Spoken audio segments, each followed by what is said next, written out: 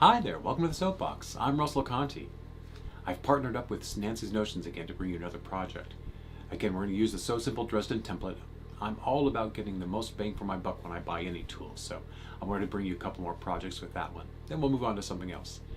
In any event, here come the instructions. We'll see you soon. Let's go over the supplies you'll need for this project. You'll need a rotary cutter, a ruler, and a mat. You'll want either a pair of shears or a pair of pinking shears. I use some frayed check, a good quality polyester thread, size 80 sharp needles. I use wonder clips. You'll need at least 8. You'll want a 20-inch zipper or longer, and I use YKK. I like their zip-on zippers simply because they're very flexible. They're nylon and you don't have to worry about sewing through them. A long zipper is not a problem. We'll always cut it to length. We never want the zipper to be too short. A friction pen. You'll also want the Sewing with Nancy So Simple Dresden template to finish off this project. Finally, a stiletto, a crochet hook, and a soapstone marker will serve you really well.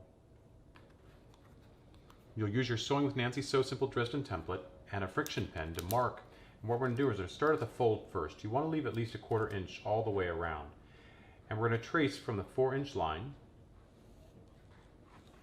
up and around.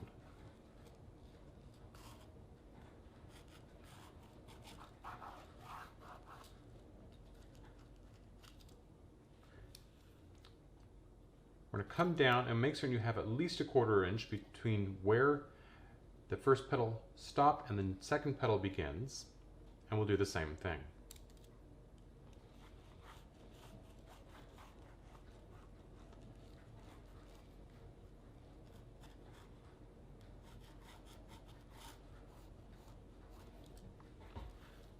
And finally, we'll come down to the end. You'll see we have a little excess, and that's quite fine. That's what we want.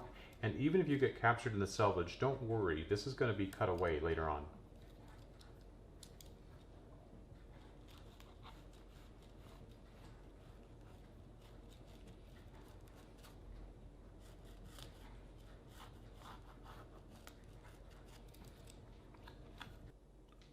Once you've traced your pieces, go ahead and cut them apart, following the lines at the bottom. You want to separate them. What you'll have are 2 layers of fabric, and we do want those fabrics right sides together or face sides together, right? And a piece of batting on the bottom. If you need, you can go ahead and pin in place, and we're ready for sewing.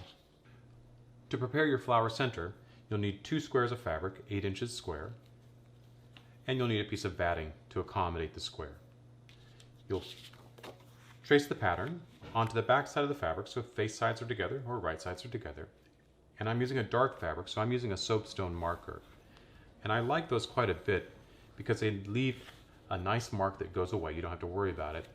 And then sometimes they appear to stop working, simply because soapstone kind of hardens and oxidizes over time. So if you find that it's not working well, just use your pencil sharpener and sharpen it up a little bit, and you'll find you get a much better clean line. Once all your pieces are traced, you're ready for sewing. On the circle, we're simply going to follow the line all the way around. We're going to overlap when we're finished, and then we'll trim the excess away.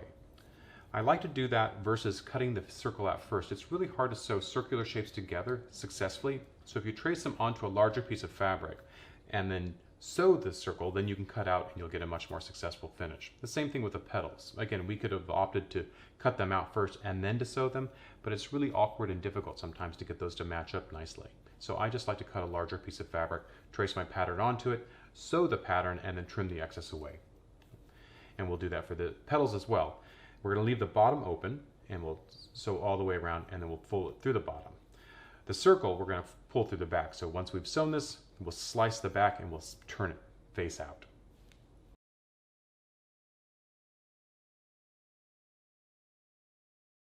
Once the center for your flower is sewn, and the petals are sewn, we're ready to trim them.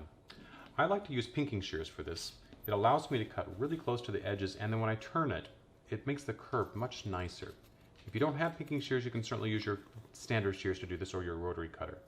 But again, this is going to allow me to get really close to that stitch and get a much cleaner curve when I turn it face out.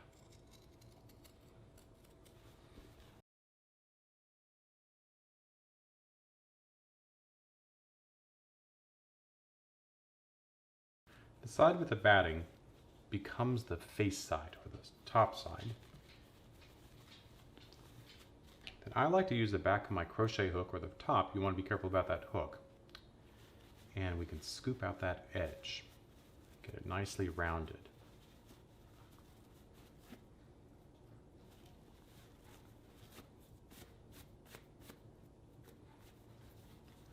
Once we've done that, we'll take it to the iron and give it a nice press. For our flower center, we're going to split through the first layer of fabric. So just that first layer, you want to be careful not to cut the other piece.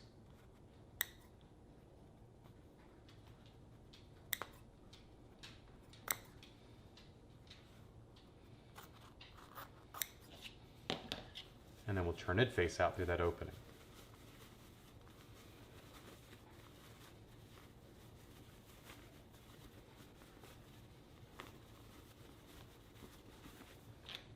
Again, using the crochet hook, we'll scoop out those edges so we get a nice curve.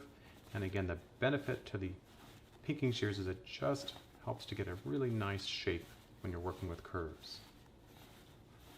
Takes out some of that bulk. Then we'll give that a good press and we're ready to go. Once your petals have been turned and pressed, we'll trim them to length. I used 6 3/4 as a finish length for all of my petals. And we're ready for assembly.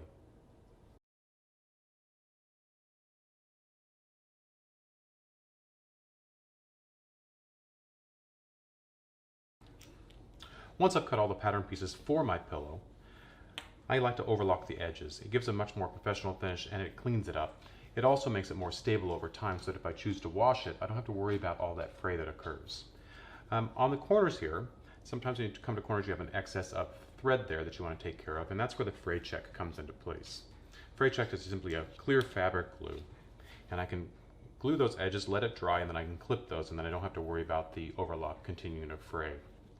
On the pillow top, the portion that's going to face the flower and provide the backing for the flower, face up we want to put some alignment markings so we know exactly where to place our petals.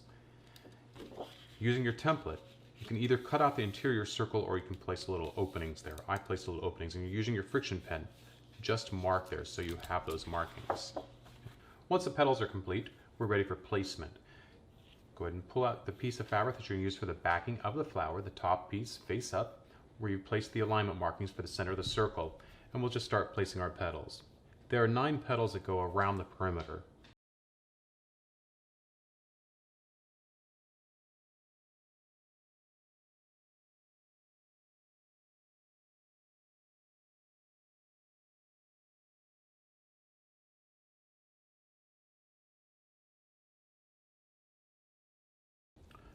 Once they're pinned and they look symmetrical, I'm ready for sewing.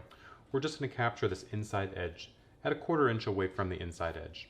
I like to keep all the pins going in the same direction, so that way when I'm sewing, I don't risk stabbing myself as I come along, and I like to put 2 pins in to keep them from shifting.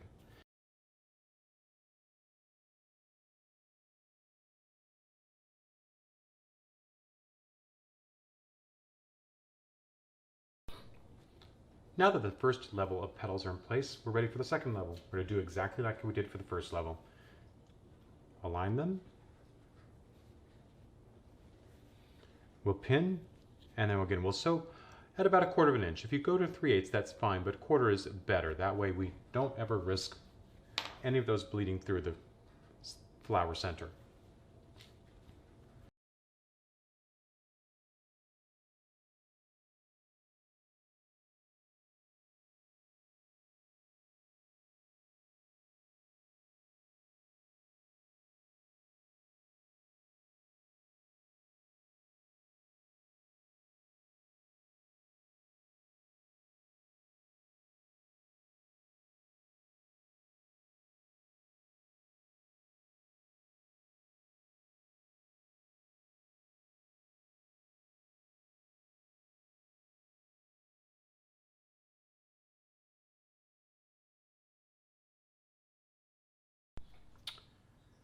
Once your petals are in place, go ahead and lay in your center, pin it in place, and I'm going to edge stitch all the way around. I'm going to leave one petal open so that I can put some stuffing in here to fill that up a little bit. Once I've done that, I'll go ahead and close that up.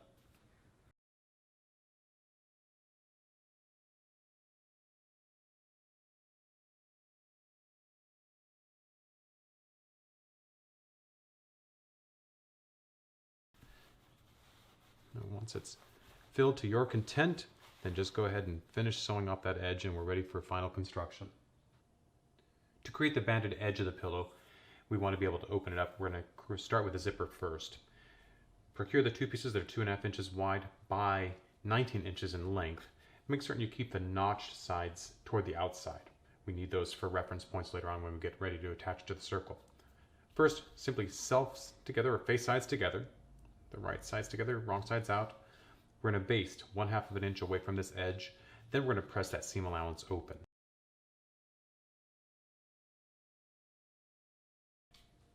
Now that you've basted the center together and you press the seam allowances open, we're ready to place the zipper. I like to use this longer zipper because then I don't have to worry about the stop or the pull getting in the way. And we're going to lay it into place. Now, a really quick trick for this is using Wonder Tape.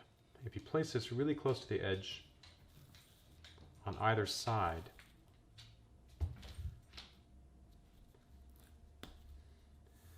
just smooth it down, do the same thing on the other side. We can use that to, in essence, tape baste our zipper into place, and then we get really precise sewing. It makes it a lot easier. Once you've taped it in place, remove the protective cover.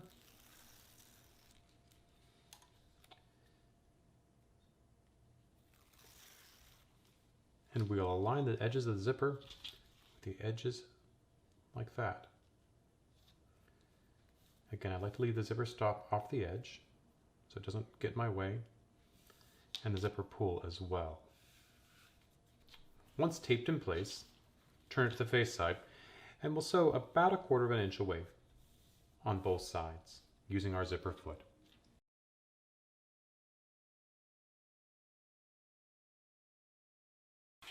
Once you've sewn the zipper into place, then remove the basting stitches, bring the zipper pull into the interior, and then pull these edges together and sew them together so they can't separate. At this juncture, you can go ahead and trim the excess zipper tape out of the way. Once the zipper is in place, we're ready to attach the balance of the edging in place. Sew it at this end at 1/2 inch and this end at 1/2 inch. Faces together or right sides together.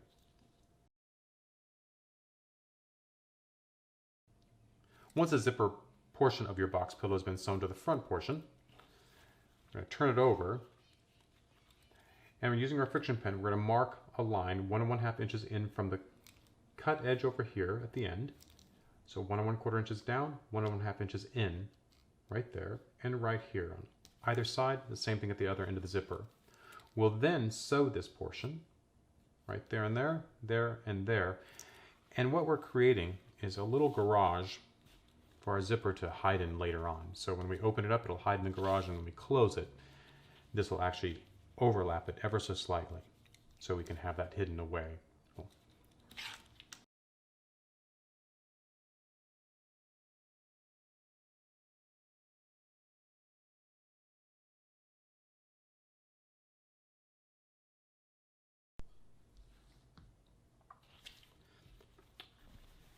The boxed edge of our pillow is complete. We create our little garages. Once you do that, make certain that you baste these top edges away from the opening there. So leave the zipper in full open position.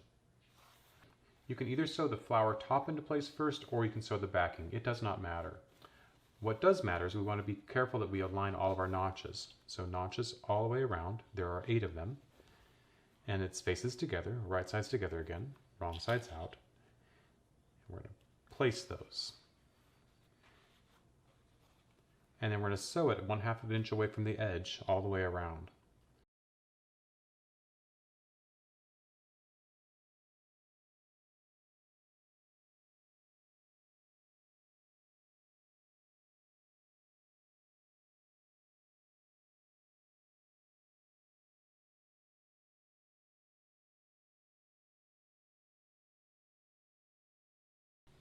Our pillow top is complete. The back of our pillow is complete. The last part is assembling the top to the back. Now when you do this, make certain you leave that zipper open. We're going to do the same thing, faces together. Now you want to pull the petals to the inside.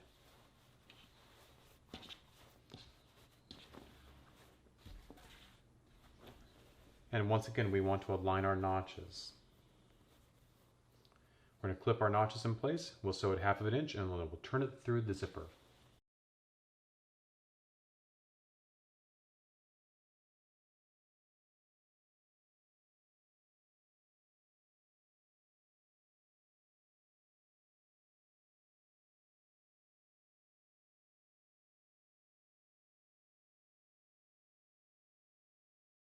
Now that we've sewn the box closed, we're ready to turn the pillow face out.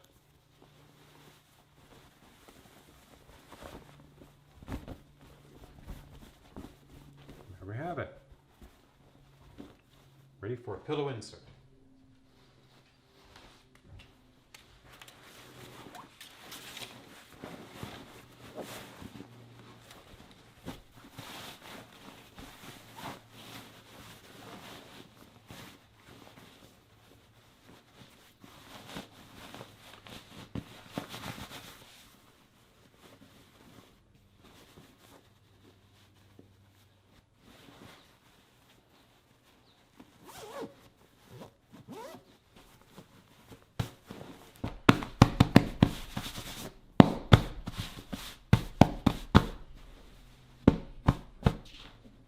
There we go.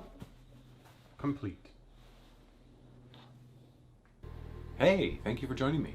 If you have any questions about the project whatsoever, feel free to reach out to me. I'm happy to help in any way I can. In the meantime, have a great day sewing.